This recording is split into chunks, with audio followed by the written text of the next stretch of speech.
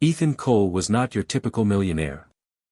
At 48, he had seen the ugly sides of wealth, betrayals, broken trust, friends who turned into strangers the moment money got involved.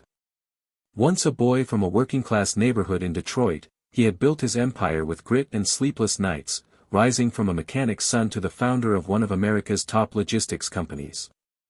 Yet, despite all the luxury surrounding him, his glass mansion overlooking Lake Michigan, his fleet of cars, his investments that kept multiplying even in his sleep, Ethan remained a man haunted by one question: who can I really trust?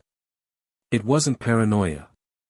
Over the years, employees had stolen, accountants had lied, and even his own cousin once pocketed a few $100,000, thinking Ethan would never notice.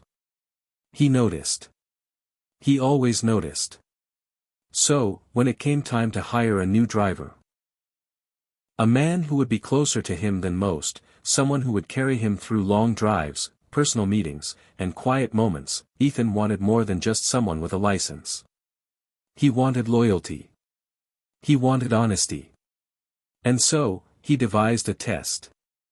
The driver's name was Daniel Rivera. 33 years old, married, with a baby girl just 6 months old. His resume wasn't flashy. He had worked delivery routes, spent years as a taxi driver, and recently had been driving for a mid-level executive before the company downsized. When Daniel entered Ethan's office for the interview, his suit was worn, his shoes scuffed, but his posture was upright and his handshake was firm. Ethan had studied men all his life. He knew fake smiles and hollow words, but something in Daniel's tired eyes caught his attention. They weren't desperate eyes. They were responsible eyes. Still, Ethan wasn't going to rely on instinct alone. 2 days later, Daniel reported for his first day. Ethan handed him the keys to a black Mercedes and said, "Drive me downtown. We've got errands." The drive was smooth, Daniel polite but not overly talkative. Ethan noticed how the man glanced at the baby photo tucked in his wallet each time they stopped at a light. But the real test came later that evening. Ethan had arranged for a thick leather briefcase to be left in the back seat of the car. Inside, in neatly bundled stacks, sat $250,000 in cash. No locks. No codes.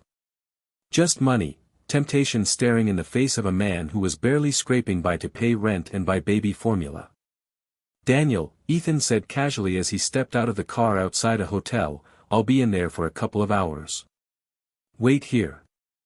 And with that, he left the man alone with more cash than Daniel had ever seen in his life. The first 20 minutes were easy.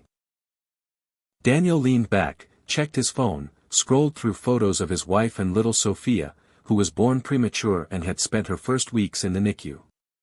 Bills from the hospital still piled high at home. Then his eyes drifted to the briefcase. At first, he ignored it.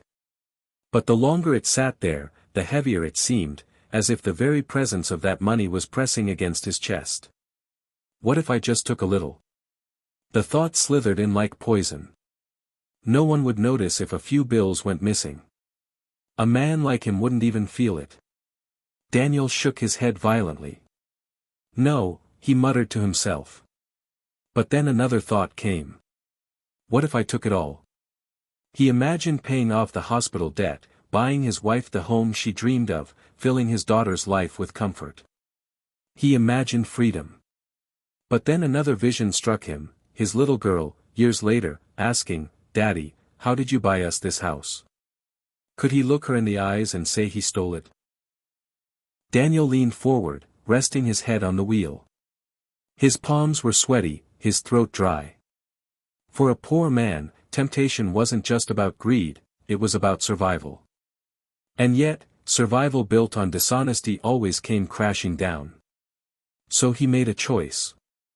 2 hours later, Ethan returned.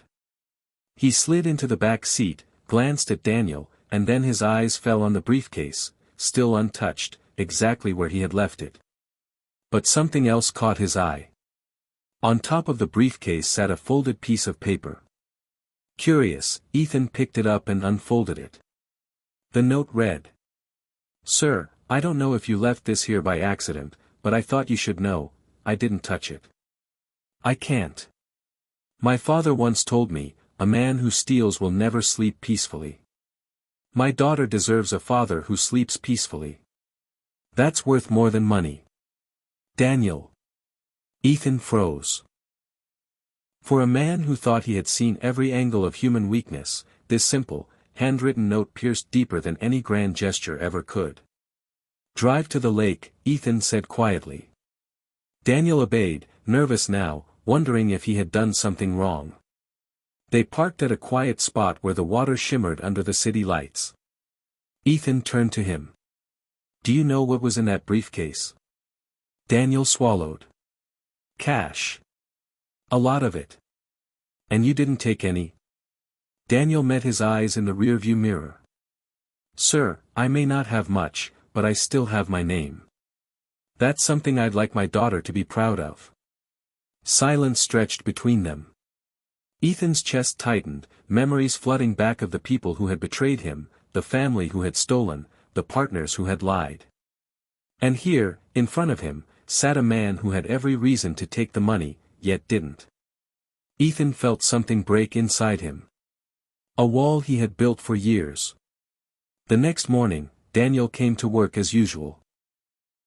But this time, Ethan asked him to drive not to the office, but to a modest house in the suburbs. Whose house is this? Daniel asked.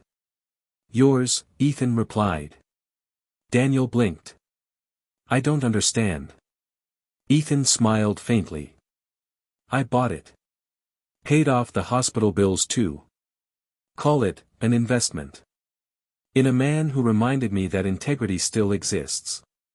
Daniel's throat tightened. Tears welled in his eyes. Sir, I can't accept this. You can, Ethan said firmly. Because sometimes, the world needs to reward honesty just as much as it punishes dishonesty. You passed my test, Daniel.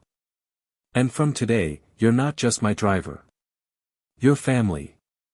Over time, Daniel became more than a driver. He became Ethan's confidant, his friend, the man who sat beside him not because of money but because of loyalty. And Ethan? For the first time in years, he felt safe. Safe enough to trust, safe enough to believe in humanity again.